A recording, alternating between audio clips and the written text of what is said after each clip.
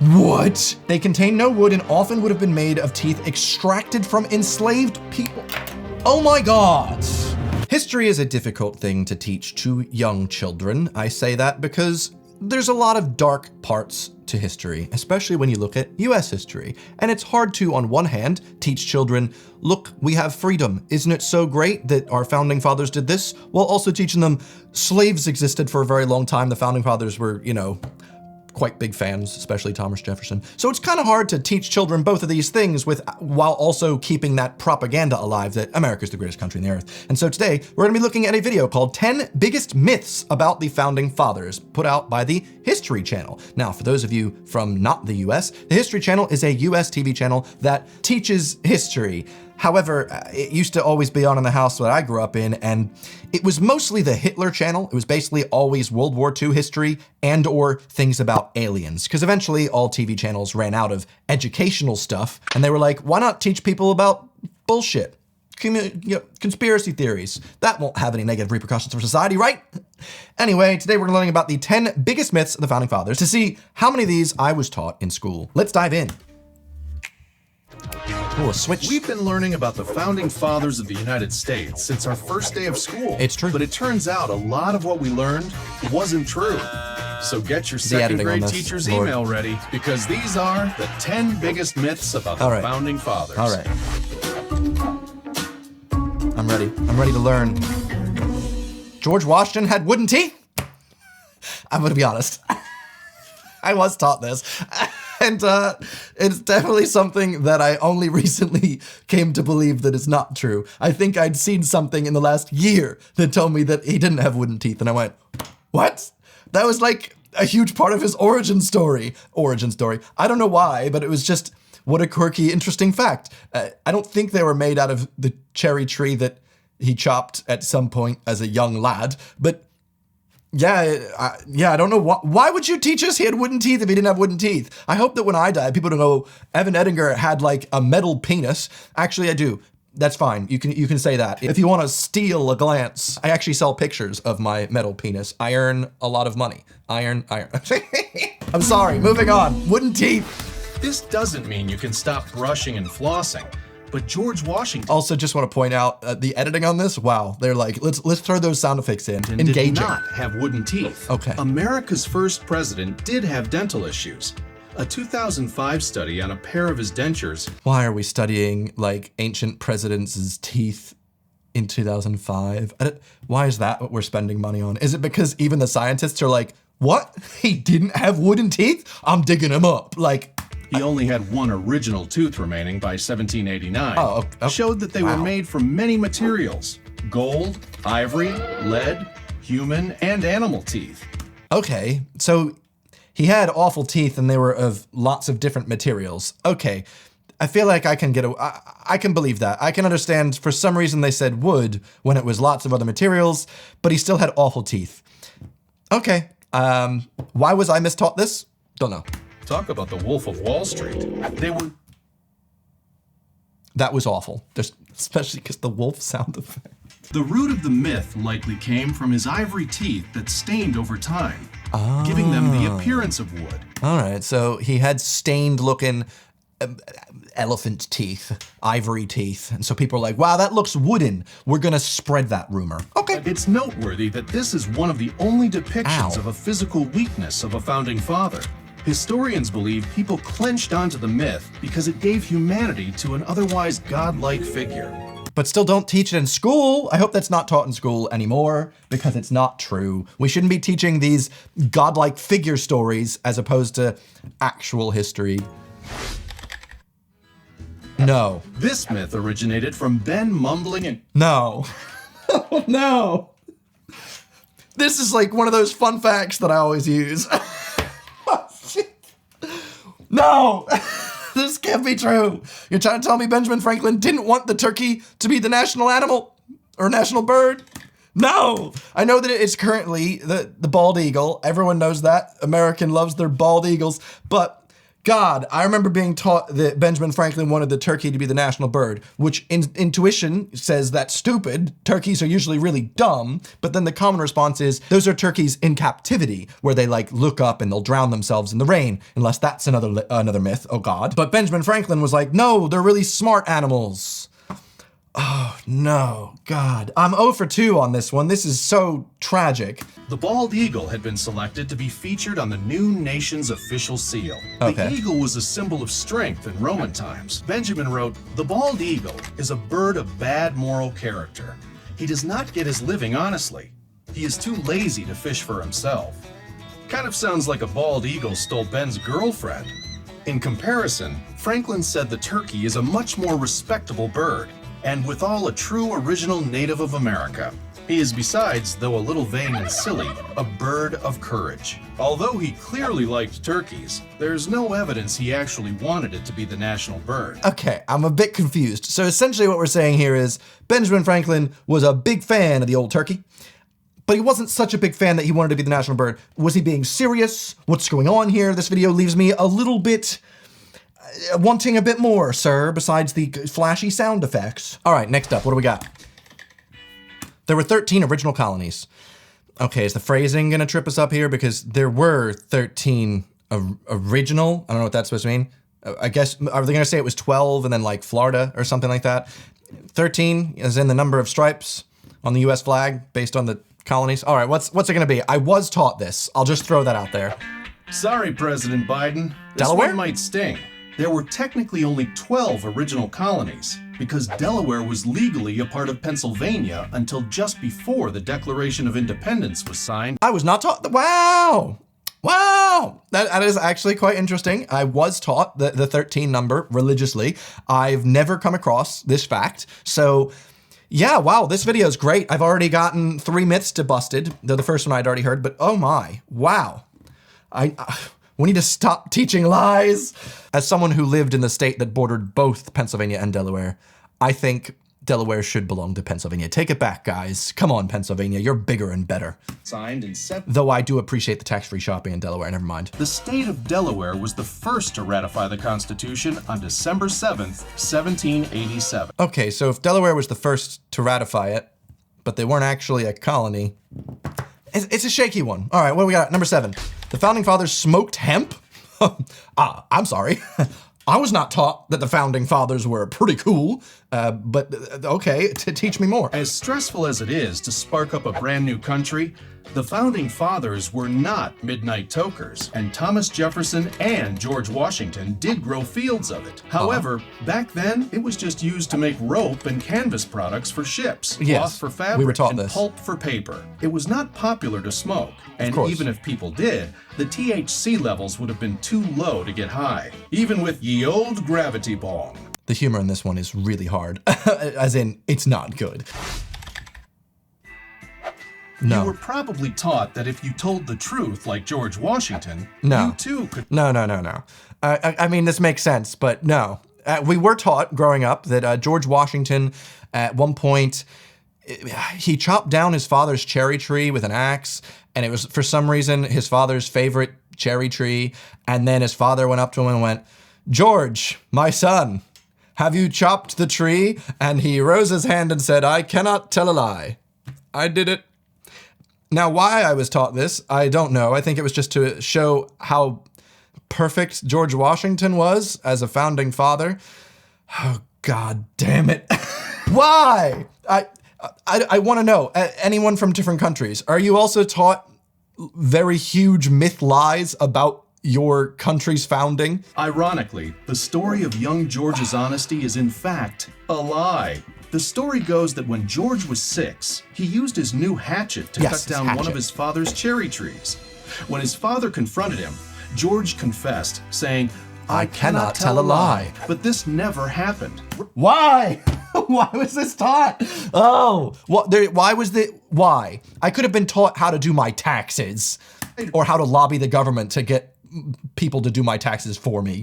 Mason Locke Weems released one of the first biographies of Washington in 1800. The cherry tree story, which didn't even appear until the book's 5th edition, was most popular. humanizing a man who'd been deified in writings to that point. Turns out, inventing about honesty is the best policy. Dreadful. Also, I'd like to hear any other Americans, were you also taught this? Because this was something we were taught. In fact, I remember having to draw pictures of like the hatchet or the cherry tree or something when I was in like 3rd grade. Lord. The colonies unanimously supported the revolution. I don't think this was one that I was taught necessarily. Or is he gonna tell me that like only the Northeast states were fans of the revolution? Or I don't know, someone that didn't give a crap like Georgia didn't fight? I don't know, maybe Maine? It's easier to frame the American Revolution with an us versus them, rebels versus evil empire dynamic. However, the reality was much more complicated. It's important to remember that almost everyone in the 12 colonies was British. Okay. So to many, a revolt felt like declaring civil war. Continental Congress did vote unanimously to declare independence from England, but New York abstained from voting. I do believe I may have been taught that New York abstained. I just want to throw that out there. At this point, it's been a while, but I do think that was something I was actually taught. Especially the prospering merchant class wanted to vote. Historians have concluded that only 45% of adult white males supported the war effort, and 20% openly opposed the war. With this in... I just also want to throw out there, I can do this because this seems to be a big channel run by a big conglomerate. This editing style is horrendous. I hate it. It's like they notice the things that work with like real YouTubers that are like normal people and or just, I don't know, people like me, though my editing is not anywhere near this, and they just replicate it in the most like bland way possible, just get shitty B-roll and bad sound effects and just add engagement. Ugh. I just personally... This is what you get. This is the transformative content. I'm reacting to the facts and the quality, okay? It seems unlikely that everybody Even the voice. The voice is like, hello, I am a TV guy who was hired to do funny voiceover for the History Channel. Ho ho. Yeah. Revere passed on his famous ride was humming, "The British are coming." Yes. The story of Paul Revere. Okay, this was yet again something I was taught very early on, multiple times. Paul Revere went for a really long time on his horse because he saw the British coming, and so he's like, the British are coming, and he alerted everybody, and the area the British were gonna attack were all saved. Is that whole thing made up? Paul Revere is famous... He's revered, you could say. ...for his midnight ride on horseback. Yes. To warn the Patriot militia of the approaching British military in 1775. Yes. In 1861, Henry Wadsworth Longfellow published the poem Paul Revere's Ride. But it was more like a movie that's been based on a true story than a historical recounting. Revere didn't ride alone, and he never made it to Concord, as the poem states. He was detained by the Royal Military in Lexington. Revere is most famous for galloping through villages, shouting, "The British are coming!" But there is no way this could have happened, because it was a covert mission. British regulars were stationed... God damn it. Why are you teaching me so many false things? I don't want to learn myths. Maybe this is why Americans have such an issue with geography. Why would we want to learn about all these other countries if we can't even learn ours properly because we're taught all these BS myths? Who knows? I don't know, maybe France doesn't even exist. This is ridiculous. Secondly, most people at the time still considered themselves as British, so to shout that they were coming would have been confusing. He may as well have been shouting, makes so much "The sense. people..." If you're a British colonist and someone shouting the British are coming, and you'd be like, am I? Darling, have you told anyone? Sorry, but goddamn it. All of the founding fathers signed the Constitution.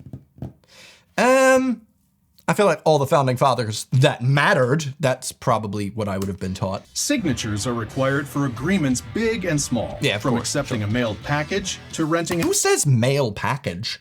Accepting mail, accepting a package, accepting post. Accepting a mail package sounds like a mail package. So one would... Yet again, it's just because this awful style. If they tell me that the John Hancock thing is not real, I'm going to blow up, okay? Of the 41 delegates present in Philadelphia on the day the document was ratified, 38 signed it in person. Okay, that's like most, come on. And 3 refused. Who are the 3? Elbridge Gerry, George Mason, and Edmund Randolph refused to sign. Then they're not real founding fathers. They're the unfounding fathers. No, I don't even know their names. I don't think that was something taught to me. Because I assume if you didn't sign, you're no longer a founding father. At least that was what I would have been taught. The Liberty Bell rang after the Declaration of Independence was signed on July 4th. You know what? I'll be honest. I come from the Philly area, And Liberty Bell is one of those big things. You visit Independence Hall, you see the Liberty Bell, got the big crack through it. I was definitely taught multiple times about it being rung and then the crack happening, and now it's revered and part of history. I honestly can't tell you why it cracked or what happened. I was taught multiple times, but in one ear, yeah, I didn't care. The first piece of fake news for the newly minted United States was the story of the Liberty Bell being rung on July 4th, after the Declaration of Independence was signed. The first mistake is that the signing of the document wasn't celebrated until July 8th, when it was first read aloud to the public. July 4th was the day it was sent to the printer. But the story originates from journalist George Lepard, who wrote a... What the... Was that Kylo Ren? Who wrote a fictional account of the day in the Philadelphia newspaper. So what we're finding is a lot of fictional accounts of things are being taught as history because they sound pretty good. I can't wait to learn about how the Death Eaters destroyed the Millennium Bridge soon. Oh God. In reality, the steeple where the bell hung was in bad condition during this time, so it was unlikely to have been rung. Even so, a tradition continues today, where every 4th of July, descendants of the Declaration signers tap the bell 13 times in honor of the original 13 states. You know, I did not know that descendants come to tap the bell. How many descendants are there of the Founding Fathers? There's gotta be like thousands at this point. That's interesting. And also, so they're doing it even though this was deemed a myth and outed as a myth. You myth 100% of the shots you don't take. Awful pun. Okay, wait. George Washington was the first president of the United States. That he was the first president of the United States. By one way of looking at it, this is actually not true. By one way of looking at it. Okay, what we got? What do we got? During and after the Revolution, several men were elected to a role of President of the United States in Congress assembled, including Peyton Randolph, Thomas Mifflin, and John Hancock. John Hanson's biographers consider him the forgotten first president. He was chosen as president of the Confederation Congress in November 1781. Okay, but that's not, okay, that's why they said in other ways. That was like the before bits. That wasn't necessarily. This was before the Constitution had been written. Correct. If it was before the Constitution, then it wasn't necessarily, yeah, but I was not taught about this. So I will be truthful in saying, yes, I was not taught about the pre-bits. I was taught about the Articles of Confederation and this, but as a kid, I wasn't gonna be able to memorize all these Founding Fathers' names. So the Founding Fathers were governing through Articles of Confederation. Yes, I was taught this. It did not have an executive branch, but included a president with greatly diminished powers from the modern presidency. It was closer to the modern role of presiding officer of the US Senate, filled by the US Vice President. Look how awful that stock footage is. This isn't even stock footage. What they've got here, the clouds have been edited in post. That American flag is a GIF. That is a GIF of an American flag. I'm sorry, I'm just gonna roast how awful this video quality is. Look at this, ready? Role of presiding that is awful. This isn't even the content of the video, but I'm like, who was underpaid to make this awful piece of regurgitative content? I will say I've learned a lot from it. I've also learned what not to do with video editing because, God, someone was not paid enough to make this. A lot of people, I'd say. George Washington was the first president to be elected by the people. Then that's the one that counts. You know, there's a lot of good ones in here, but I think this one was a bit of a stretch. Under the US Constitution. But technically, if you count those early presiding officers, he was our 9th president. No, that's not, he wasn't elected by all the people, then that's, no. He was the president, the presidents before the Articles of Confederation. No, technically. That wasn't, nope. Nah. Sounds like we need to make more denominations of coins. Sounds like we need to. I hate this style of voice. I want to see how awful this outro is. That's it. Some eye-opening truths about your country's dads. Will you ever look at them the same way again? Probably not. Nobody's watching at this point, but I just want to see how awful this is. That's my reaction to this editing. That's it right there. Did we miss any myths? Announce them in the comments below. Yeah, announce them. That's normal. Just announce them in the comments. Oh, and then it's just 10 seconds of interstitial. All right, listen, it's not the case that all YouTube videos made by big media companies are bad. There are a lot that are making really good journalistic content for YouTube. Definitely not a lot of these old media ones. This was so awful. Like, I understand some people are comfortable with certain brands. I like how so much of my upset has nothing to do with the video, but everything to do with the video. But I am a YouTuber, so this is something I care about. Luckily, we have contents like, I think he is the first president. The ones before don't count, since like you said, yeah, that's more of those like, not a fun fact, not a real fact, more of like a actually, but actually not. Wow, they just skated by the fact he had slave teeth put in his jaw. What? They contain no wood and often would have been made of teeth extracted from enslaved people. Oh my God. Even the History Channel is trying to just skirt over that fact. Like I said, don't watch old media stuff on YouTube. It's usually not good. That's the biggest reveal. Not only was it not wood, they were of slaves. All right, back to the actual content. What is annoying about most of these myths that we're taught is that there's no reason to be teaching the youth of America lies. Obviously, like the victors kind of want to paint themselves in a better light, sure. So maybe you can keep the standard, oh, we didn't lose the Vietnam War, that type of stuff. That's stretching the truth. Saying that the president didn't have slave teeth or chopped down a cherry tree and was very honest about it, there's no reason to teach these things unless you are trying to develop a religion of America, which is something that essentially BioShock Infinite had, which is very class, good storyline, very, very aesthetic. My question to you is, one, if you're American, I would like to know how many of these were you actually taught? And two, if you're from another country, does your country have similar myths taught? I'd like it to be, maybe the US is just a bit crazy and to sell a bit more of the US being so phenomenal with extra propaganda, they would teach a lot of things about how amazing the presidents were and skirting over some facts by making things up about them being extra truthful. In fact, now that I think about it, I think the UK has taught all of the previous prime ministers are awful and all the kings are awful. I think that's an interesting difference. The US has taught our presidents and founding fathers were glorious men who've done nothing wrong and always tell the truth. And in the UK, they're taught this king killed 3 of his wives because they wouldn't put out a son, and this prime minister snatched everybody's milk away. You know, I think that's the way we should be doing it. We should be learning about the negatives about the leaders more than the positives, probably. But hey, that's just my opinion. And before we get to the ukulele outro, today's video has a sponsor, and that is NordVPN. We've got a different uke today. NordVPN have sponsored my channel for a very long time. If you're unaware of NordVPN, I would be very surprised. NordVPN is a virtual private network, not just a virtual private network. It's the fastest. A lot of times when I'm making research videos, I actually have to use services such as NordVPN so I can change my browsing location to the US. For this specific video, I actually did because Americans and Brits aren't able to access a really good website to download videos so that I can use them in my editing software because, you know, data rights and stuff. So I just pretend I'm in France. One click, boom, thanks NordVPN. Now I can download this YouTube video to put up in my own. NordVPN is also very useful if you're using public Wi-Fi, just to make sure you have an added layer of security so that your internet traffic is through an encrypted tunnel. Nobody's spying on you. And if you'd like to sign up to NordVPN using my incredible discount, please use nordvpn.com/Evan, and you can get a huge discount on our 2-year plan. And it supports the channel. So thank you very much. And without further ado, I'ma hopefully come up with a song on the fly. Let's see what we got. George Washington from the British, he saves us. Even though his teeth weren't made of wood, they were made of slaves. Jesus!